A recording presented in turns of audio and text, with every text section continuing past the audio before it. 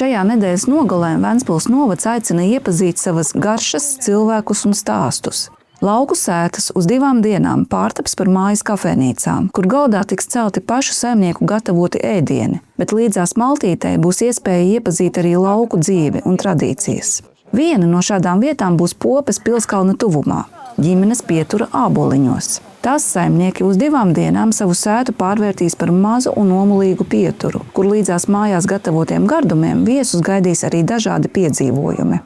Mēs varam savas durvis viesiem, lai jauki pavadītu laiku, noteikti ieturētu kādu maltīti, aprunātos, būs arī izklaides iespēja vilkt ugunsdzēsēju tērpus uz laiku un iespēja aprunāties par drošību uz ūdens un tādām lietām, kā arī apskatīsim visu, kas ir mūsu saimniecībā.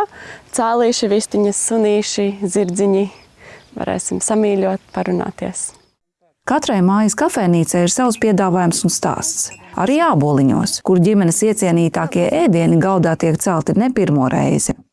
Cik gadus pēc kārtas? 6 rīkojām jāšanas sporta sacensības tepat kalnā. Tad vārījām vienmēr zupu, 80 litrus saļanku. Un visu organizāciju, un Elīza vilka to organizatorisko pusi, un es atkal visus tos praktiskos darbiņus. Tā mēs sitamies kopā.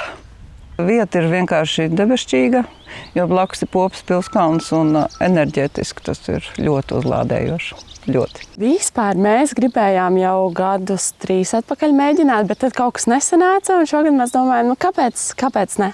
Tad ir jāsāk, un ciemiņi mums patīk ēst, mēs gatavojam, tāpēc kāpēc nevērt durvis, un ir pieredze arī ar sacensību rīkošanu iepriekš zirgu, un tad mēs tā nolēmām, kad mēģināsim.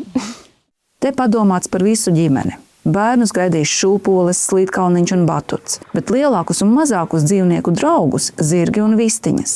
Mājas kafejnīcu dienas notiek reizi gadā. Tās ir 2 dienas, kad lauku sēta kļūst par satikšanās vietu, jo reizēm, lai izgaršotu kādu vietu, pietiek ne tikai nobaudīt tās ēdienu, bet arī satikt cilvēkus, kuri šo vietu sauc par savām mājām.